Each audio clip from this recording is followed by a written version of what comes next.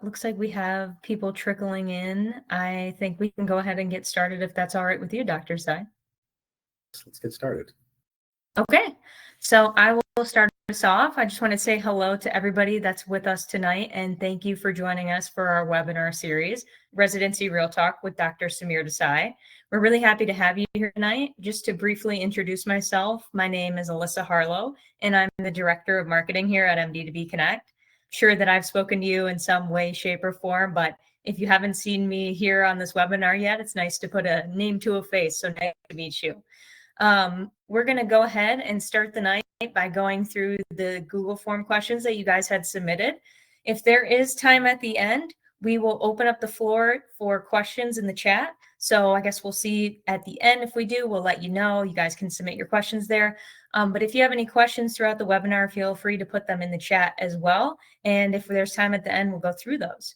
So additionally with that, we are happy to speak with you about any other questions that you have if you don't want to bring them up tonight, or if you want to talk about them in private, or if there's anything more complicated that you want to talk about. Anyone on our team, including Dr. Desai, is here for you. We'd be happy to talk with you individually, one-on-one, and answer any questions or doubts that you may have.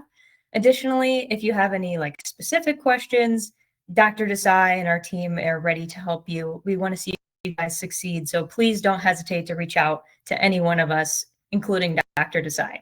Lastly, I'll be sharing some links in the chat regarding resources for blogs that we have, videos that we have throughout the duration of this webinar. So please feel free to save those for later use. And with that said, we hope that you guys have a great webinar tonight and that you guys enjoy it. And I'll go ahead and pass it over to you, Dr. Desai. Okay, thank you so much, Alyssa. Welcome to all of you. Here we are, October 2024. So many of you are getting ready for interviews. And this is a tough time of year because on the one hand, there's a sense of relief after submitting your application. But on the other hand, now we're sort of in this waiting game. And every day we wake up, we look at our email, who knows how many times a day, hoping to see some good news. And it's tough playing this waiting game.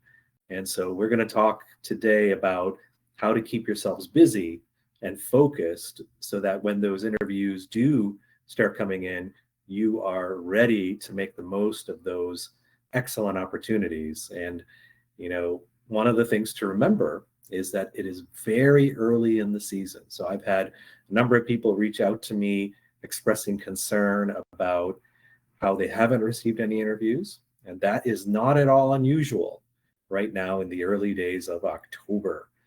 Remember that programs will send interview invites throughout the season. Yes, October and November are the biggest months for interview invitations, but people get interviews not just in October, November, December, January. So the whole season is there in front of us. We don't want to draw any conclusions from these first few days. So I want you all to hold on to that and make sure that you put all this energy that you have to good use. And we'll talk about how to do that in today's session. Before we get into the topic of residency interviews and what you can do to not only do well in your interviews, but increase your chances of getting interviews, I also want to remind you, as Alyssa said, that here at MD2B Connect, in our program, we are here to help you every step of the way. So it's not just about doing a clinical experience. It's about us being there in your corner, supporting you every step of the way. And that means right now in interview season, we're going to share with you so many different resources, so many tips, and we are here whether you join us in webinars or you reach out to us one-on-one. Most of you, if not all of you, have my direct line, and I've encouraged all of you to reach out to me when you have questions, concerns, or doubts. Some of you may be new rotators to our program, and I may not have had a chance to talk with you yet, but rest assured we will. And so that's a big part of our program, is being here for you, not just in a rotation, but all the way through. We have a lot of experience on our team, advising applicants for many, many years, and we're very eager and open to sharing all that insight with you, and we do that in different ways. And today's webinar is just one example of that. So let me now share my screen. I'm going to give a brief PowerPoint presentation, which includes some action items to get involved in October 2024. It also includes some tips for residency interview success, and I've incorporated some of your questions so that we can address those specific concerns that you have. So let me share my screen.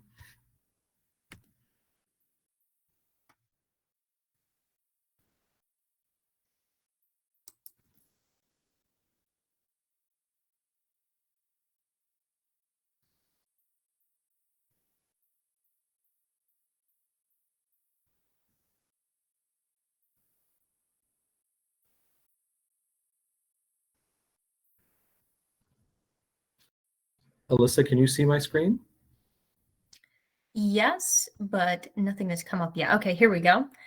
All right, and do you want to advance to the next slide real quick? Make sure that that works. Sure. Is it advanced?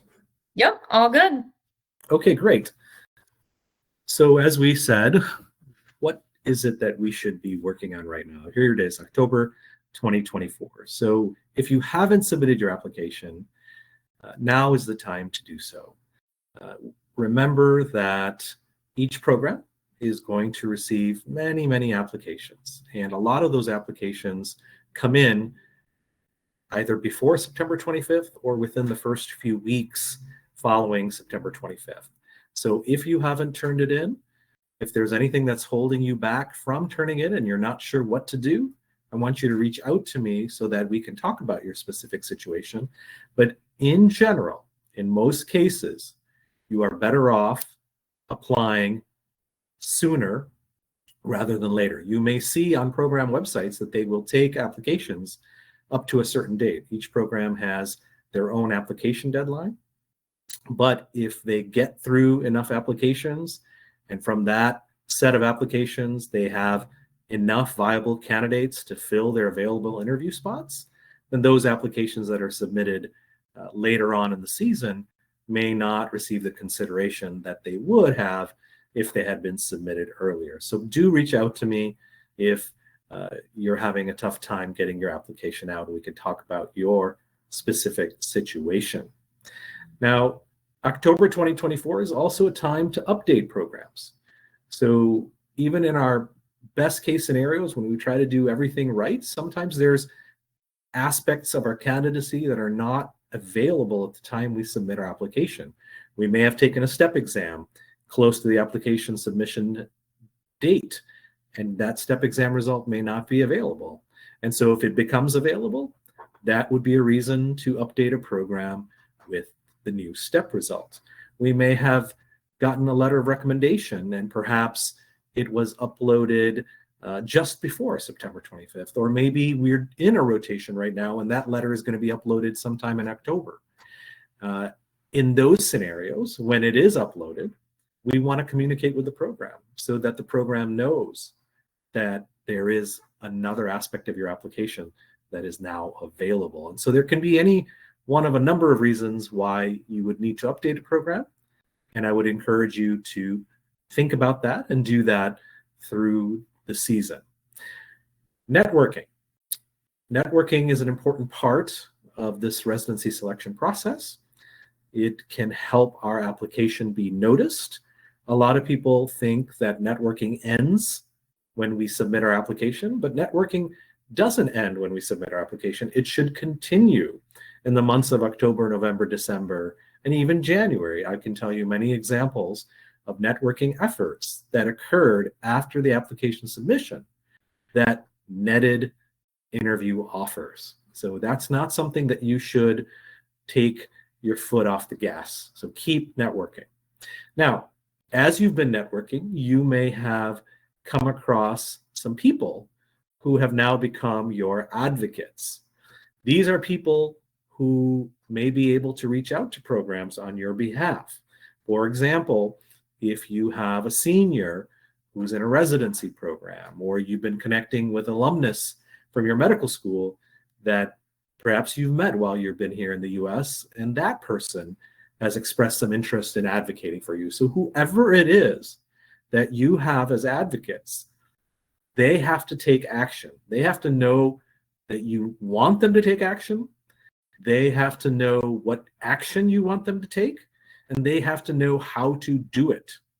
So if you haven't talked to your advocates recently, now is the time to have another conversation, revisit some of these conversations. If you've not had that conversation with a member of your network whom you believe could effectively network or advocate for you, now's the time to have that conversation. And remember, one of the things that you want to do is determine how you can make it easier on that advocate to do his or her job. So if that advocate has told you that they will write you an email or write an email on your behalf to the residency program, what do you need to do to make it easier that that advocate does his or her job in a timely manner? Does it mean that you have to supply that advocate with certain information about your candidacy? If so, let's get that over to our advocates. Do you need to draft an email because your advocate is super busy? And maybe after drafting that email, that advocate will have a far easier time editing it and modifying it and then hitting the submit button. So whatever needs to get done with your advocates, this is the time to figure that all out. We had a number of questions submitted by all of you, or some of you, about letters of interest. Is this the time to do it? Absolutely. It's time to write and get those letters of interest ready. We'll talk a little bit more about when to submit them in just a few minutes. And of course, we need to prepare for interviews. My experience advising applicants of all types over the last 25 years, during which I've served as a faculty member, is that people just don't put in enough time to prepare for interviews. You will see this advice from all kinds of sources, friends, residents. They will say, oh, all you have to do is just be yourself. Hey, it's just about showing your personality. It's about that, and it's about much more than that. It's about preparation. Being a great interviewee takes time, takes effort, takes knowledge, takes insight.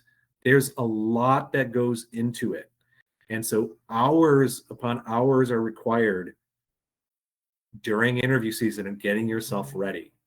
We're talking about hours every day. So this isn't something where you can just do in a week. It's something that you need to be doing every day through the course of the interview season to become the strongest interviewee you can become.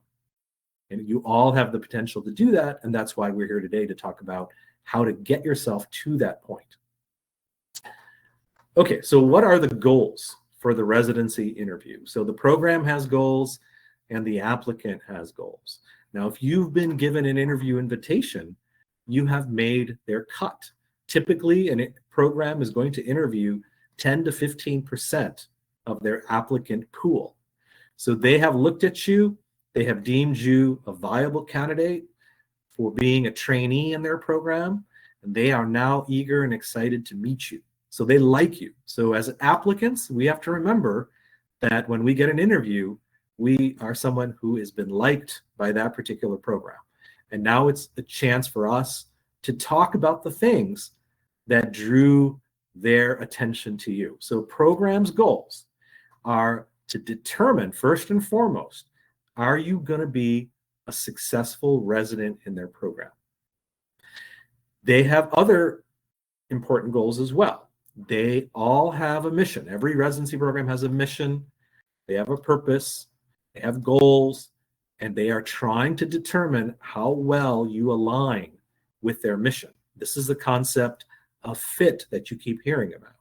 And that is something that we need to communicate through the entirety of our residency interview. The program is also trying to determine if you have the qualities and skills that match their culture and their academic requirements. Now, you have goals as well. Your goals are to show them that you have what it takes to be a successful resident in their program. you also have a goal that's very important to yourself, and that is you need to determine if this program is the right program for you. Is the culture, the environment, are they such that you're going to be able to thrive in that program? Will it help you get to the next phase of your career? You might be thinking about doing a fellowship. You may have some other aspirations. Is this program the program that's going to help you get there? So that's your chance to determine if that program is right for you. Now let's talk about some tips. We had several people who reached out to us and asked about some interview tips. So I'm going to go through some very important tips. The first tip I'm going to share with you has to do with your research. How well you research a program. It is absolutely vital to our chances of being successful. Now, there are some challenges related to researching a program. As I'm sure you have seen, some programs, they don't have a lot of information out there. The website may be very sparsely populated. There may be just a brief page of information. Other programs are very robust in the amount of information that they share. There are pages upon pages to scroll through and read. Sometimes that can even feel overwhelming to applicants. What you have to do is you have to dive deep into not only the program website, but also collateral sources of information. So usually residency program websites are housed in a larger website that's a departmental website. So I encourage all of you to go through every page of the departmental website, because often there is information that I would say is gold on those other pages that are just waiting to be discovered, but many applicants never find those nuggets of gold because they restrict themselves to the program website. So take a look at the departmental website. Remember that a lot of these programs are university or university affiliated programs, in which case there may be information about the program and the faculty on the university websites. So don't forget to look at the university websites to see what they may have shared about those particular programs. And remember that the residency program website may or may not be on the hospital website, or a residency program may have multiple hospitals in which their trainees rotate through. So you want to look through the hospital websites as well to get an understanding of the program on a more global level. And this is especially useful when a program website has very little information. One very useful place to look is the news section of the website. So most hospitals in the US have a news section where they share significant events that have occurred in the hospital, notable accomplishments, and sometimes those articles are related to what's going on in your department of interest. And that information may not be on the departmental website. So that's an example of how you really must dive deep to do this research. And don't stop there. Go past the website to look for other sources of information. Understand who the faculty are, who is the program director, what's important to that program director, what committees does the program director sit on, what kind of educational research has the APD done. So there's a lot of info, and the deeper you dive, the more knowledgeable you are going to be about the program, the more confident you're going to be about your preparation, and the better you're going to be able to personalize your answers to that particular program. So the quality of your research is incredibly important. Now, your research doesn't begin and end with the program. Your research also has to extend, of course, to you as an applicant. You have to be ready to talk about yourself. So what that means is you have to review every aspect of your application in depth. So that means taking your ARAS application and going through it line by line and being ready to talk about anything that you've written in that application. And what I always tell people is that you have to start with the basics of every experience you've listed in your ARAS application. So that means, when did you do it? Where did you do it? Why did you do it? How did you do it? These are basic questions, but you need to start there because some interviewers will do some fact checking with you. There have been instances where people have exaggerated or embellished their accomplishments in an ARAS application. And so some interviewers may fact check with you. So if you don't remember when you did a rotation, that's not going to be a good look, right? So you need to know your application backwards and forwards, starting with the basic questions. And then you need to be ready to talk about anything you've written in the description field of your experience. The best way to talk about any experience is to combine the concrete factual details of the experience with the things that you have learned about yourself from the experience. The latter part of what I just said shows the depth of who you are as a person, as a professional. It gives them insight into the meaning of the experience that you took part in. If you notice in the ARAS application, of the 10 experiences, we are able to identify 3 that are most meaningful. And in those experiences, you were given an opportunity to describe why they're so meaningful. What that should tell you is that type of information is valuable to programs. And so you should be able to talk about the meaning and the impact of not just those 3 most meaningful experiences, but every single experience in your application. In addition to reviewing your ARAS application line by line, we have to review our personal statement line by line. Anybody can ask anything in your personal statement.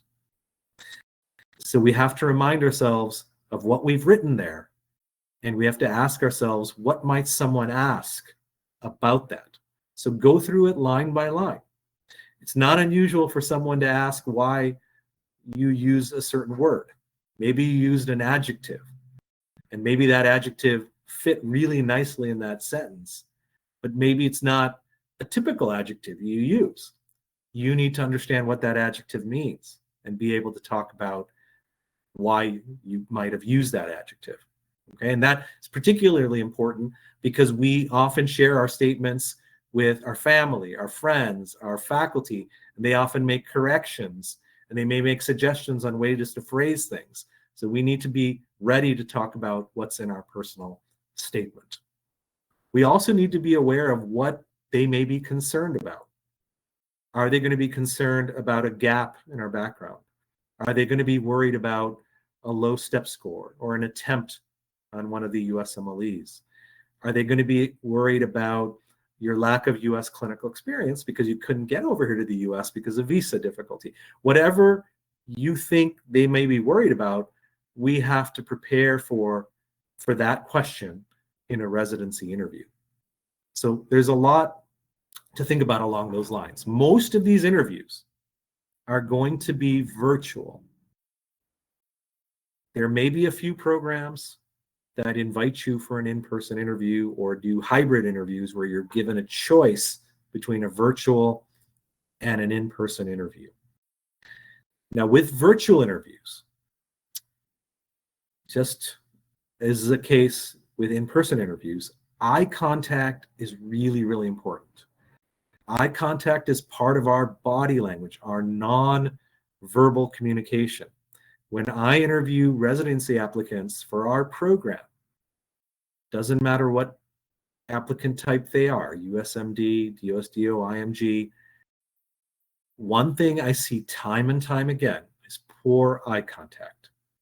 Everybody knows that eye contact is important, but few people do it well.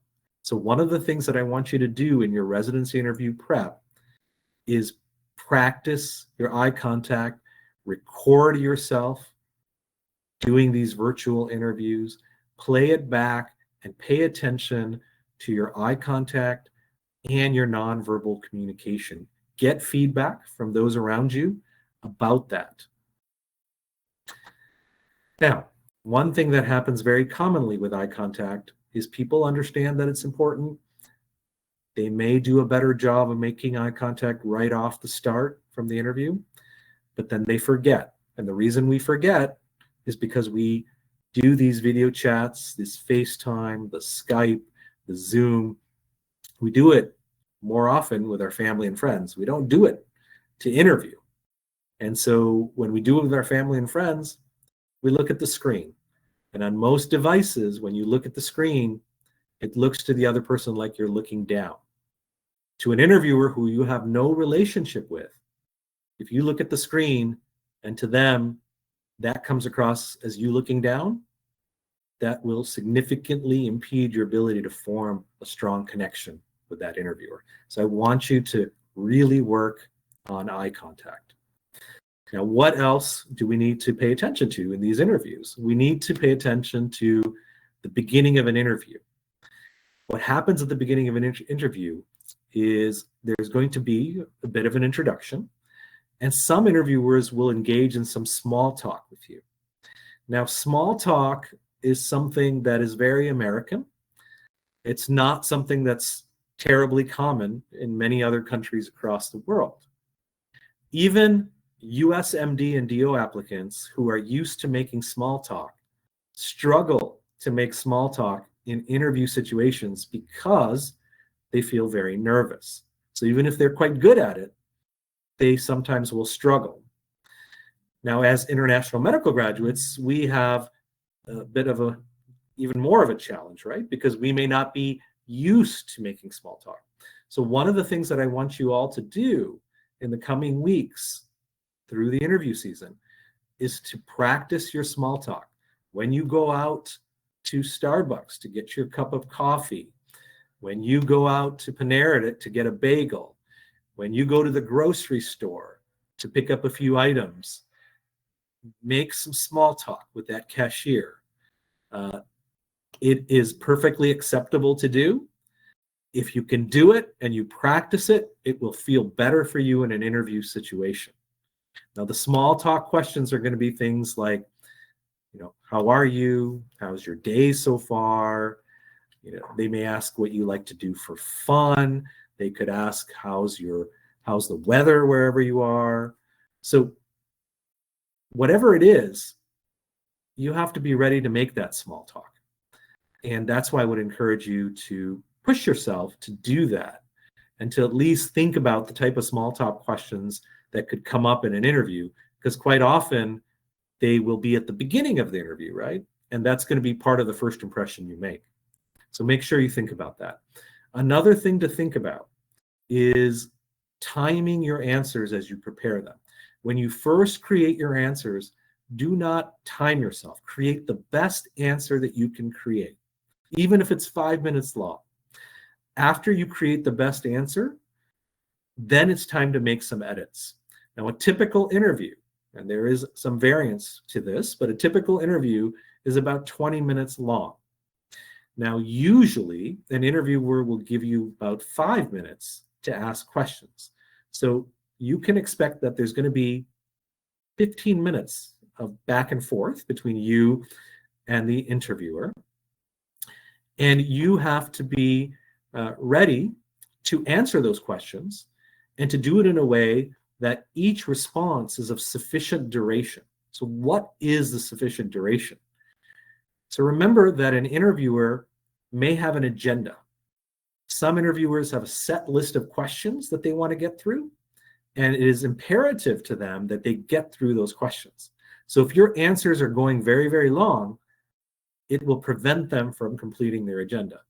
On the other hand, if you have too short of an answer, you're really not doing a great job of selling yourself.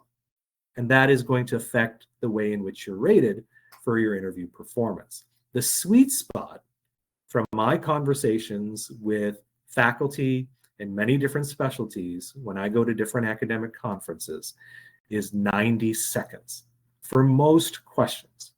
There are a few questions where you can go a bit longer. For example, with tell me about yourself, you can go up to 2 minutes. Tell me about your research, again, 2 minutes. But if you're going long consistently, 2.5, 3 minutes, you're going to have a situation where you're at risk for the interviewer not being able to complete their agenda.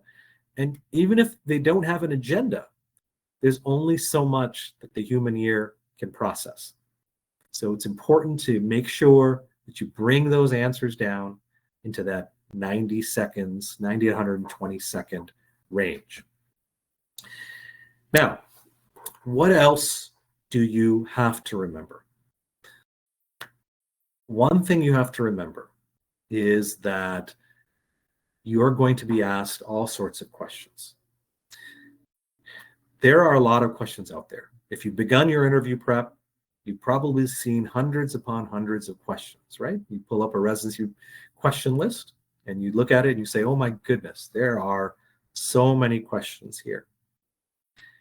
There are a lot of questions, but there are some that we call high yield questions, very common questions that come up again and again and again. Initially in your prep, you want to focus on those high yield common questions. You want to develop winning answers to those questions. And then as you expand your prep to include the not so common questions, what you have to do is look at those questions and ask yourself, how are they related to the questions I've already prepared? Most questions that are out there are simply a variation of a base question.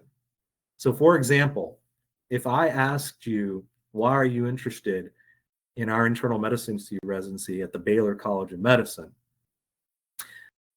I could also ask that in a very different way. I could say, what are you looking for in a residency program? I want you to think about that for a moment.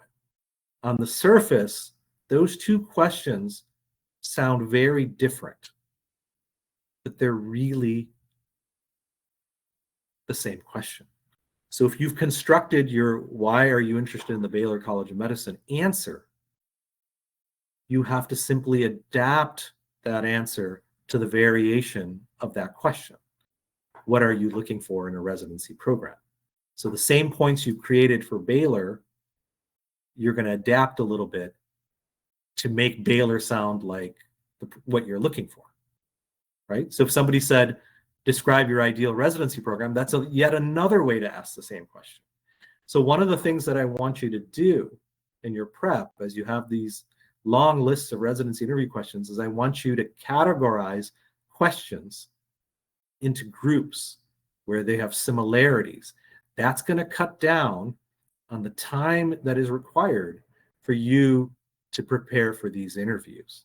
It's also going to help you when you get into a situation and you get asked something that seems odd to you.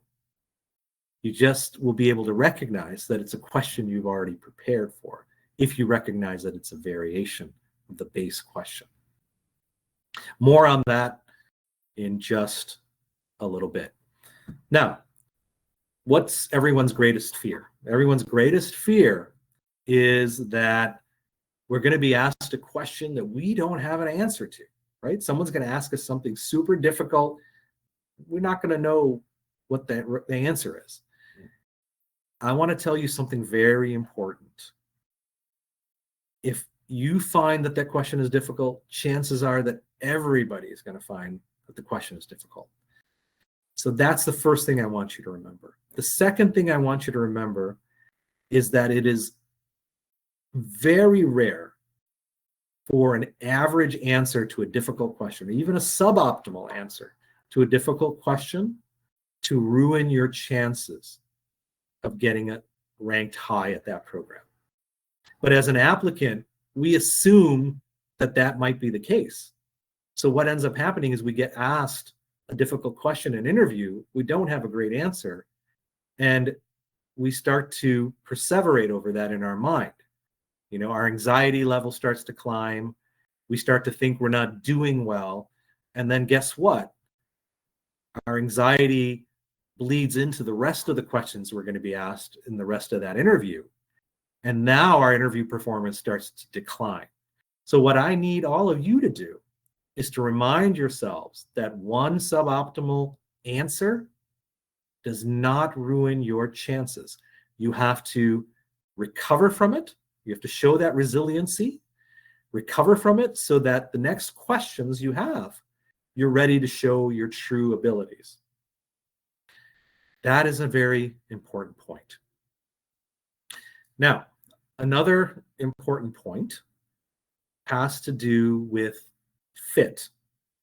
When you're preparing your answers to these questions, there's a belief that all you have to do is create the same answers for these questions for every single program. And the reality of the situation is that's what most applicants do. But if you make some small adjustments to your answers based upon the research that you do for each program, you will be better able to show fit with that particular program. So to give you an example, let's say that you're asked about your strengths. Now, let's say that on the program's website, the program comes out and says, we are looking for applicants who have A, B, C, D, E, and F. So maybe they lay out for you on their website the qualities that are important to them. Perhaps you have created a strengths answer that doesn't incorporate those qualities. Well, you might want to tweak your answer for that particular program in a very strategic way that shows your fit with that particular program. And that's what I mean by making adjustments. For the most part, your answers can stay the same. But if you can have the flexibility to maneuver your answers based on the needs of the program, you're going to be able to show a greater fit with that program. So that is something that I want you to keep in mind as you do your interview prep. Now, what I want to do is answer some of your questions. So question number one doesn't have to do with the residence interview, but this particular questioner was wondering about assigning LORs after the application has been submitted. And this applicant has a particular scenario. And the scenario is that they have 3 letters of recommendations from home country surgeons and 1 LOR from a US surgeon. However, the US surgeon LOR is still being processed. And the question that this applicant has is, should I assign my 3 non-US LORs now or wait a few days for the US one to be uploaded and assign them all at once? I would encourage you to go ahead and assign your letters now, even if the US one is pending, because that makes your application complete. That will allow you to be in the review application for interview pile. That is the pile that you want to be in as early as possible. Now, because we can submit 4 letters to an individual program, your 4th letter, which is your US surgeon letter, is going to become available very soon. When that letter becomes available, it's obviously going to be a vital part of your application since it's your only US-based letter. And with that in mind, what you're going to do is you're going to update the program by sending them an email letting them know that there's a new development in your application. And that will inform them that there is a new letter, and they will be able then to add that to your application. So if I were you, that's the process that I would take. That way, they don't fill all their interview spots with people who have submitted a complete application prior to yours. Next question. For programs that required 3 letters of recommendation, I attached 2 US letters and 1 IMSEL for all of them without checking if they require it or not. Do you think this will be a problem? So residency program websites do a very poor job of identifying who they want IMSELs from. They definitely want IMSELs from US MD and DO applicants, and that is because internal medicine rotations in the United States, whether you are an allopathic or osteopathic medical student, are very similarly constructed. That's why an SEL that is generated from internal medicine experiences at MD or DO schools in the US are extremely informative to US-based residency programs. The reality of the situation is for foreign IMSELs, that's not the case because IM rotations and experiences all across the world are very, very different.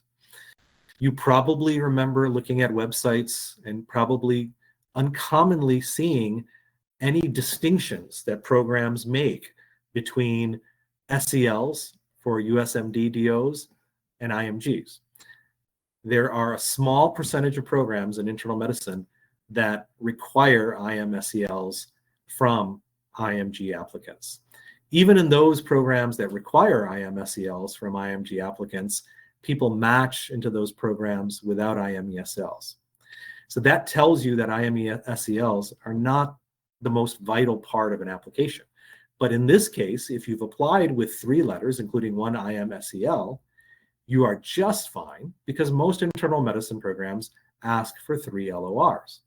Now, what I would do if I were you is if you have an extra letter, say a US-based letter of recommendation that you didn't use, then I would add it as a 4th letter so long as program doesn't say on their website that we strictly only want 3 letters, because that 4th letter would enhance the strength of your application. So to sum it up, you're not going to be in any problem sending an IMSEL to all the programs along with your 2 US-based letters.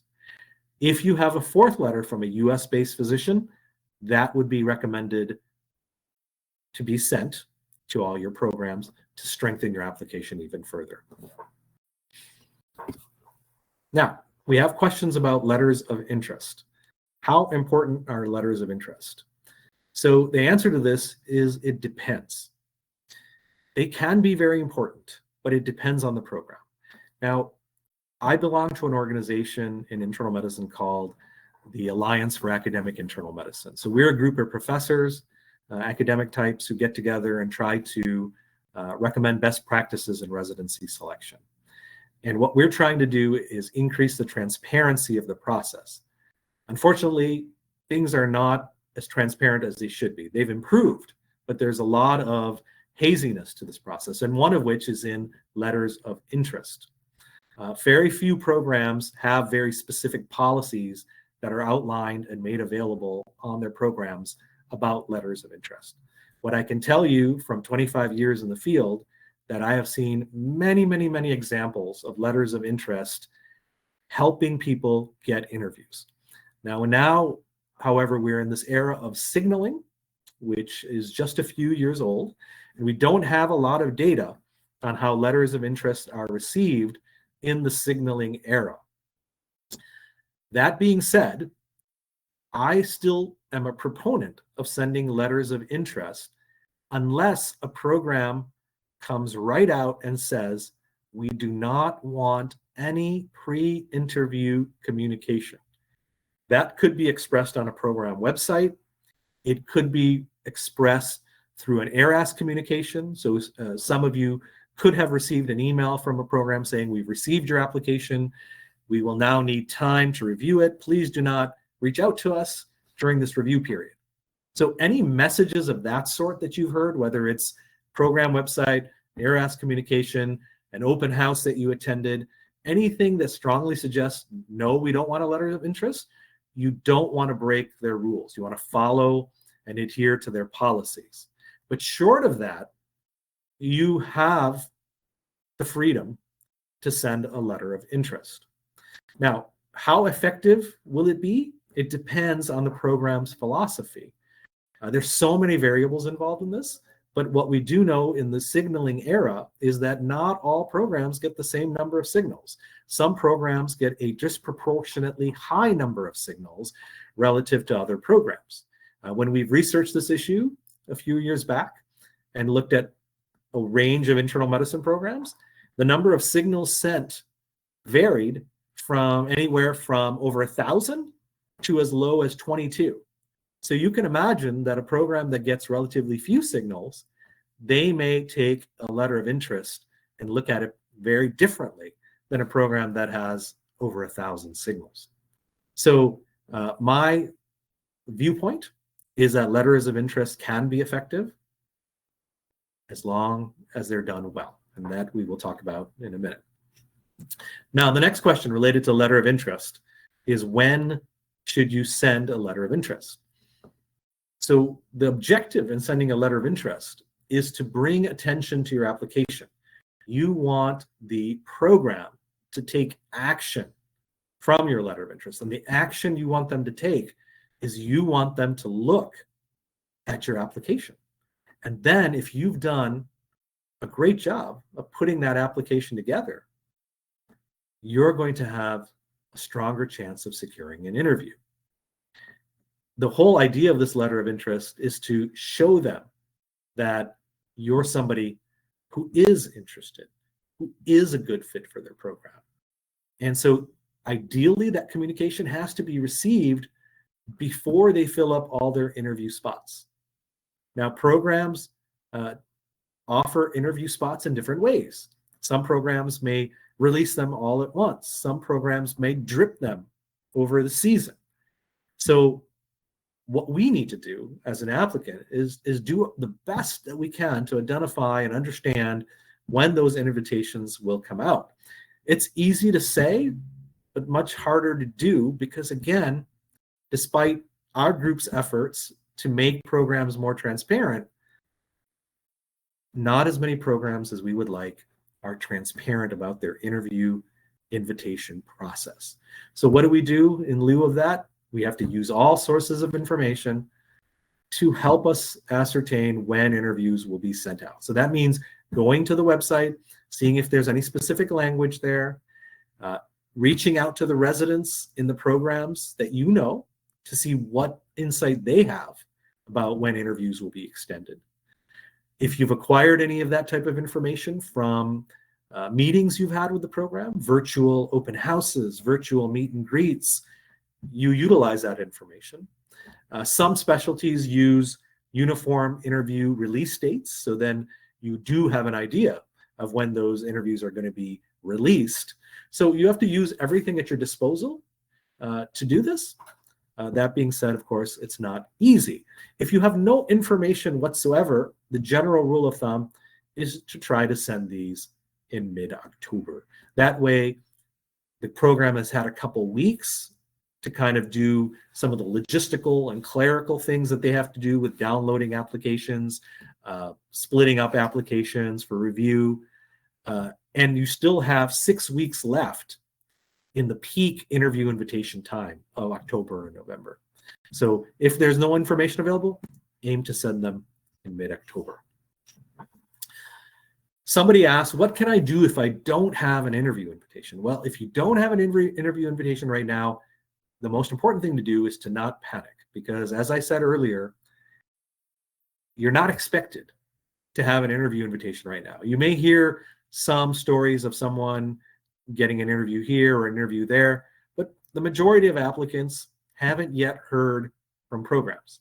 So the first order of business is to not panic, and to remember that programs send out interview invitations at different times, and the months of October and November are the big months. But here we are right now, and it's only the first few days of October.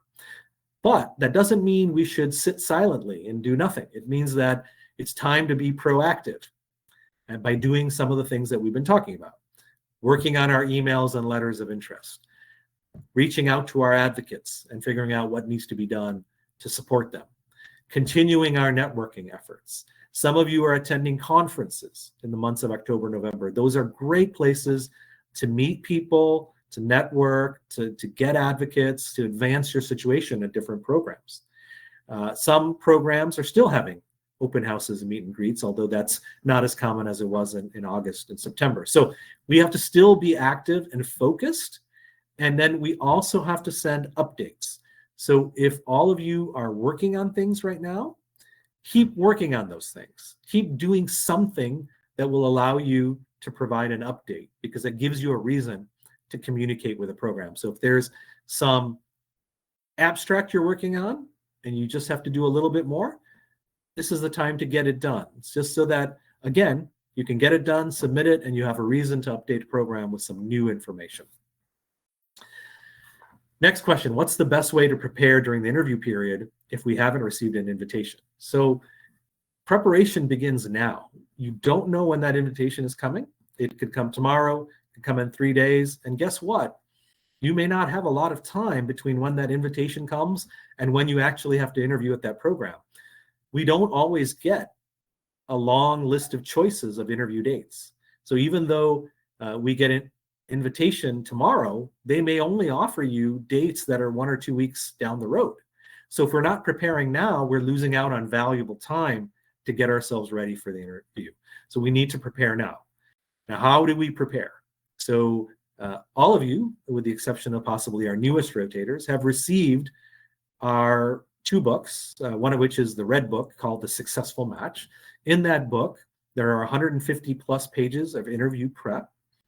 And we have seen that a lot of our rotators have found this incredibly useful in terms of getting them ready for interviews.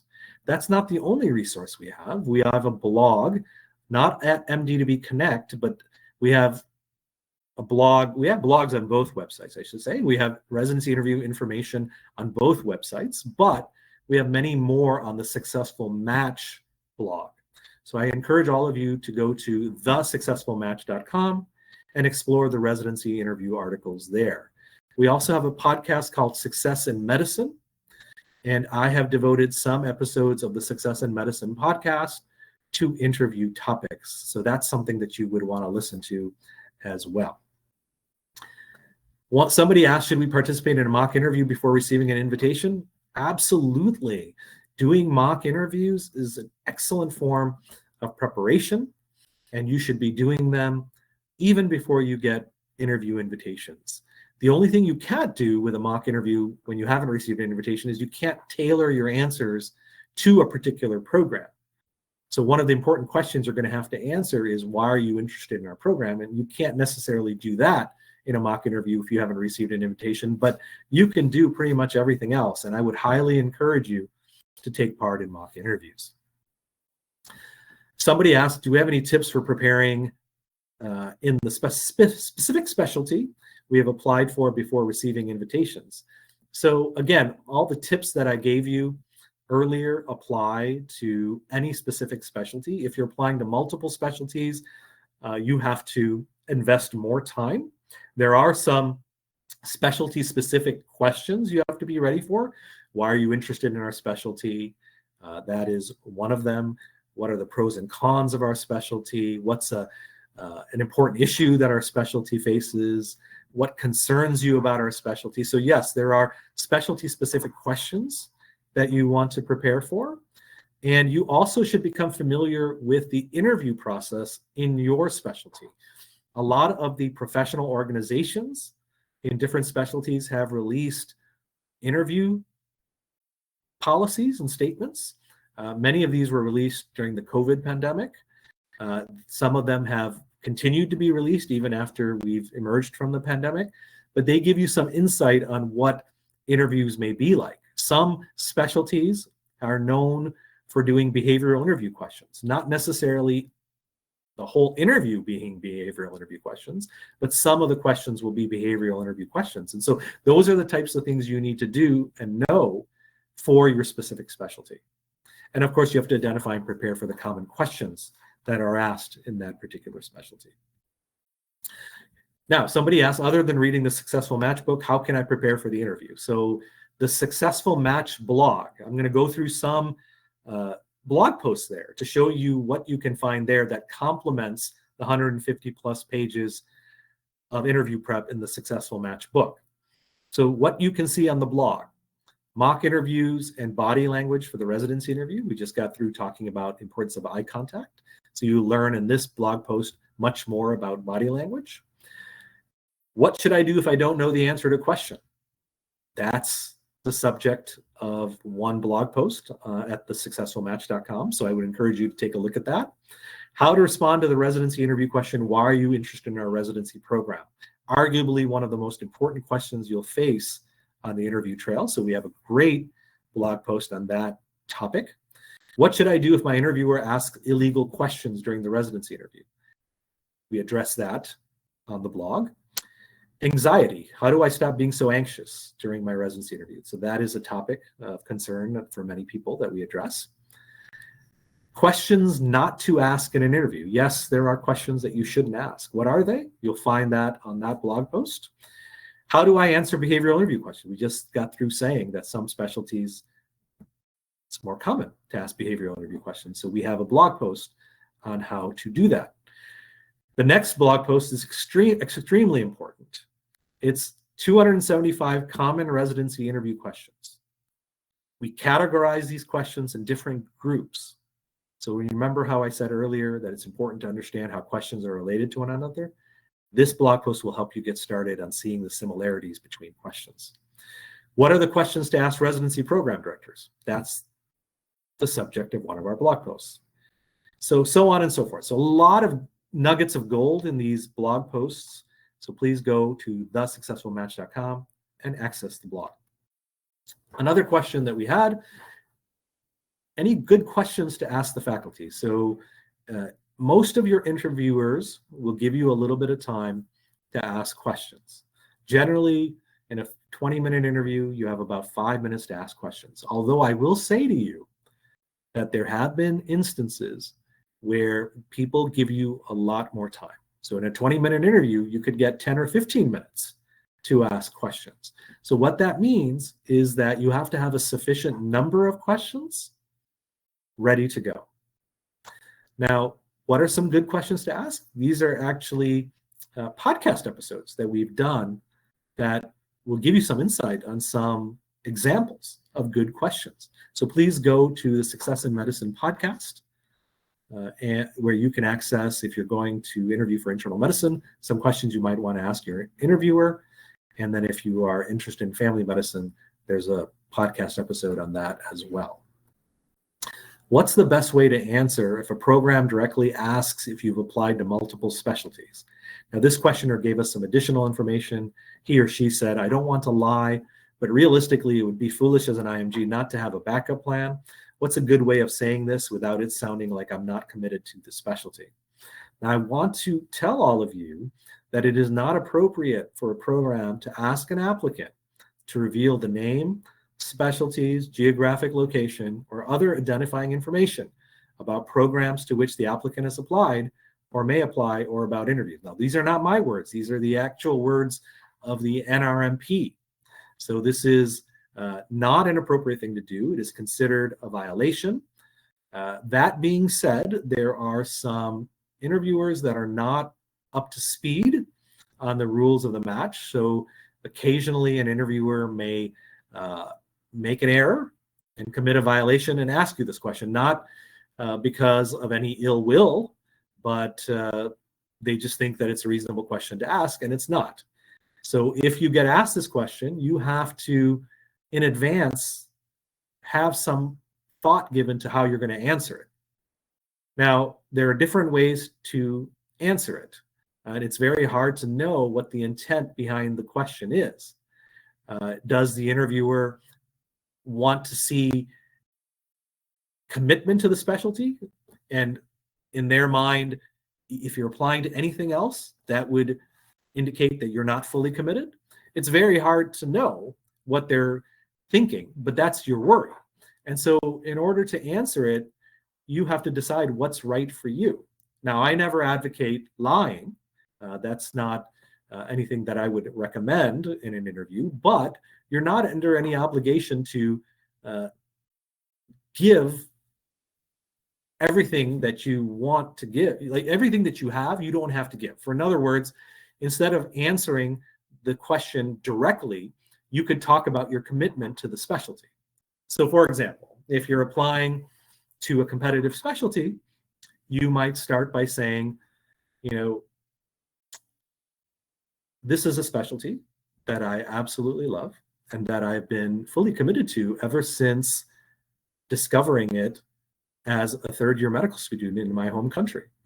When I discovered all that it had to offer, I rotated through multiple rotations electives in the specialty, confirmed my interest, and then got involved in other activities to gain insight into the specialty. I took part in different professional organizations. I took part in extracurricular activities. I held leadership organizations in my specialty at my school.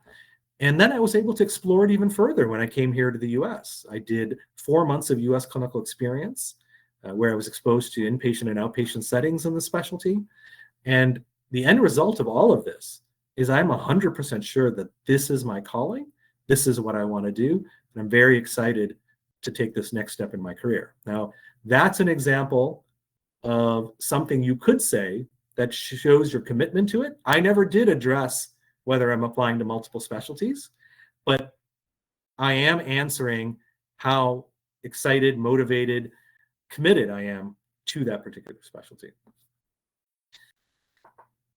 Somebody asked a question about how can I prepare even more than the resources that you have. The question was framed in the following context: taking into consideration all the agencies out there offering help with interview preparation, do you think relying on our own preparation is enough? So what I will tell you from the feedback that we've gotten, the Successful Match book has been around for a long time. It has gone through a number of editions, but it has been around a long time.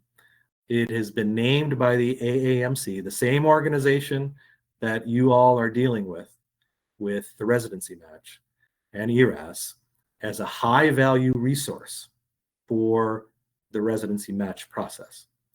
And US medical students, MDs and DOs, a lot of schools use this particular book to help their applicants get ready for interviews. Feedback that we've gotten from our IMG applicants over the last 6 years at MD2B Connect has informed us that our IMG applicants have also found it extremely useful. In many cases, that's the primary thing that they've used, and they've felt that it has served them well. Now, that's not the only thing we have. So as I mentioned earlier in our presentation, the blog is very, very helpful. We can update the blog faster than we can update the book. So the blog posts are high yield, very useful information that complement what's in the book. So I think the two together are very powerful. If you like to hear my voice, then you can hear some more of me at the Success in Medicine podcast, where I do more with the residency interview. So you can hear about other topics for the residency interview, which complement what the book has and what the blog has. Now, we do have other resources. We do have a residency interview course that is available at thesuccessfulmatch.com. It is a very well-regarded course. It is designed in a way to help you develop answers that stand out from other applicants. The reality of the situation is most applicants do sound the same. So our goal in creating the course was to show you how to be unique. You're all unique, but how do you bring that out in an interview? So we have very special strategies for that again, complement all these other resources. Some people want extra attention and they come to me and they say, Dr. Desai, I really would feel better if I had some one-on-one time with you. So we do have a mock interview service where I do one-on-one session with applicants. Do you need that? My feeling is most people do not need that. Most people with the book, the blog, and the podcast can do just fine. But if you need extra security, then I'm absolutely available to you. I would check out the interview course first. And then if you think you need just one-on-one attention, I can do a mock interview with you as well. The latter two, the course and the mock interview, are paid services. The rest of this is webinars, blogs, podcasts, books are all available to you at no charge. So I think the majority of you can do great without doing other things. Next question, what else, if anything, should we be working towards in this time frame? So the question is framed in this context. I'm personally preparing for interviews in step 3. Should I be doing more rotations? Should I aim for a research position as a backup? Any guidance on this phase would be highly appreciated. So this is a good question. What I would say is that whatever you all have been doing to this point, if there's some unfinished business, I would encourage all of you to keep up with it. So if you've been doing research, try to finish it out. That way, if in an interview, somebody says, what have you been doing since you applied? You can say, I've been doing this. If you have an opportunity to do a rotation, that can be a great move too. Rotations done in October, November, December can help you match. They may be elements of your candidacy that strengthen areas where programs might have some hesitations. Maybe you weren't able to get here to the US to do enough US clinical experience. Well, doing things in October and November can help you, and you can bring that forth in an interview. Sometimes you can do audition rotations in October, November, or maybe you do a rotation where you work with somebody. It's not an audition rotation, but maybe that person is connected to a particular program, and rotating in October, November allows that person to maybe advocate for you at a particular program. So people can get a lot done even in the months of October, November, and December. And doing things in these months, again, allows you to update programs with new developments. It gives you a reason to contact programs to let them know something new has happened. And in turn, they can consider your application in a different light. And that may be all that's needed to push you into the interview pile.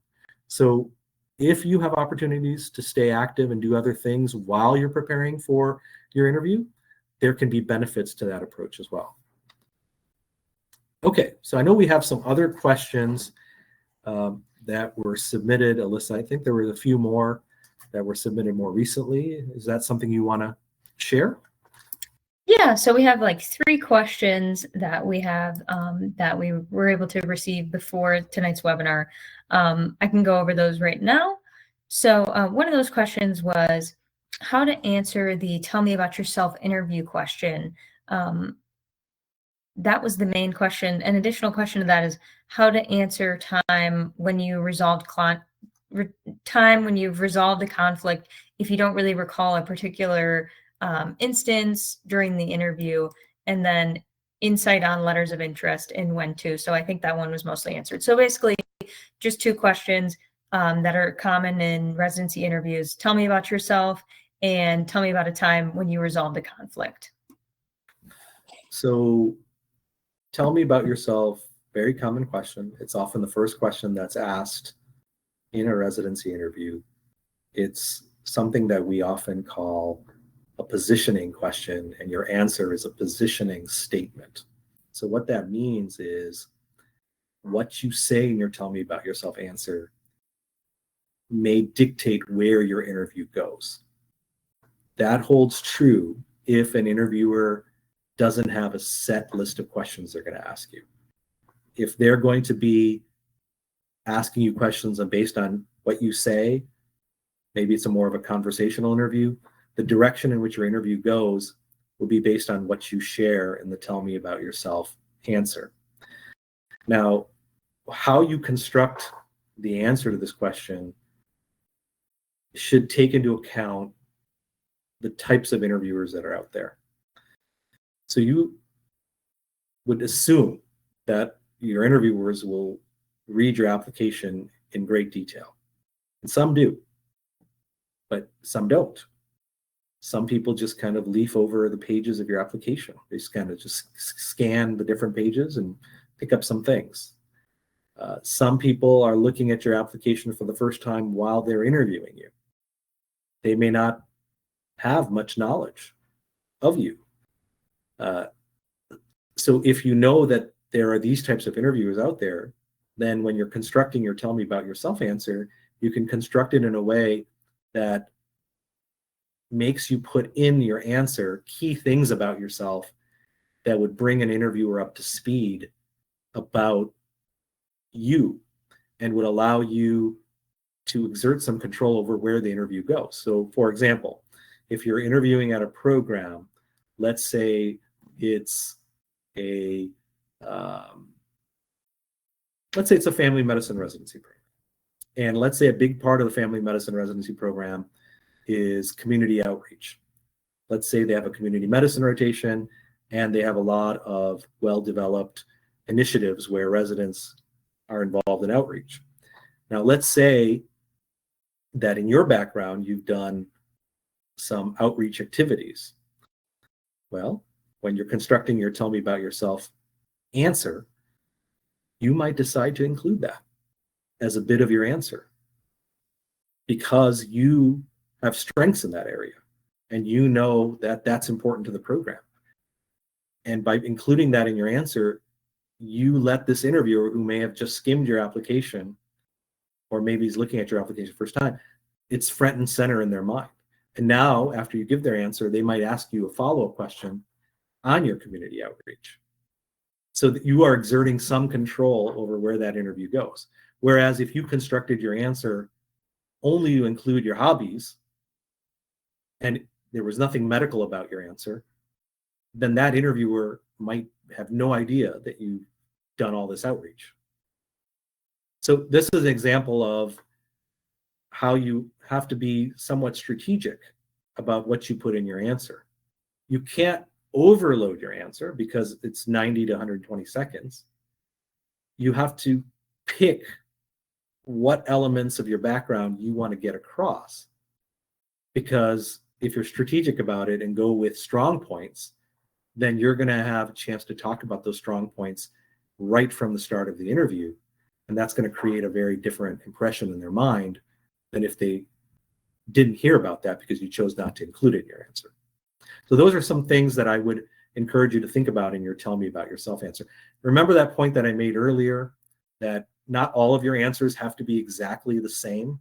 This is a great question where your answer can be a little bit different based on what aspects of your background align with that particular program. Okay, Alyssa, what was the second part of the question? The second part of the question was about the question, tell me about a time when you resolved a conflict. And if you don't recall a particular instance during the interview, what should you do?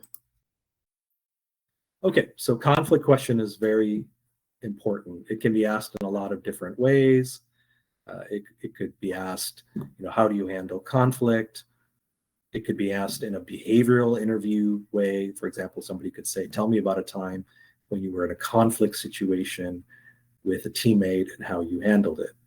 So lots of different ways to ask this question. Very common question. So you should really think and reflect upon all of your experiences, both medical, non-medical, to think about conflict situations you've been in.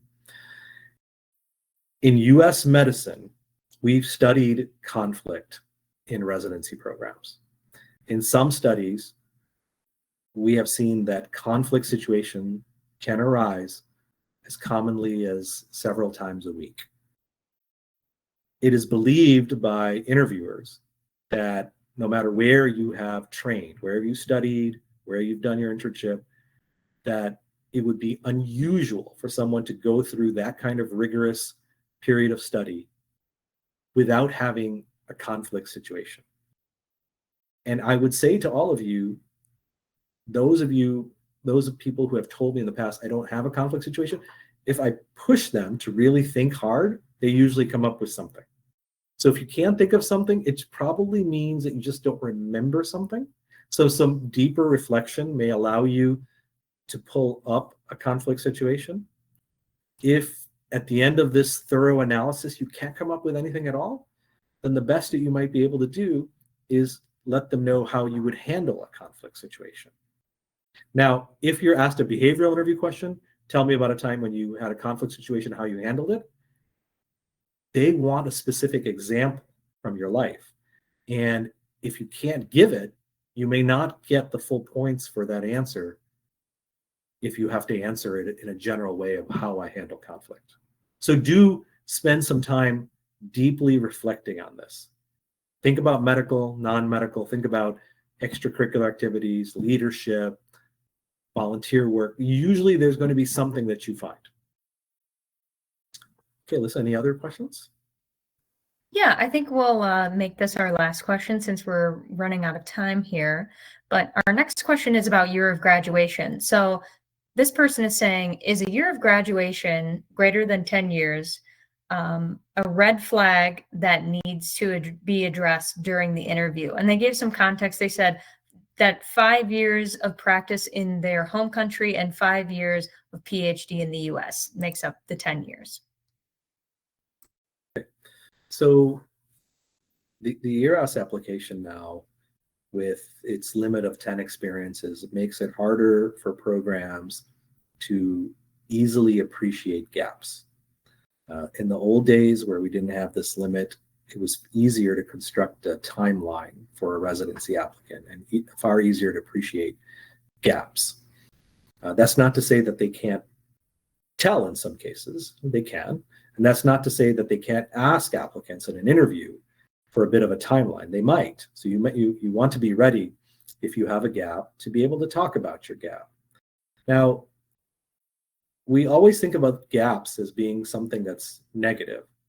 And there's a lot of things that happen when people have gaps that actually make them a better doctor, a better resident. There's a lot of qualities and skills that we develop during gap periods that we can transfer into our residency and makes us a more effective resident. So one of the things you have to do when you're looking at your gap is ask yourself, what did I do?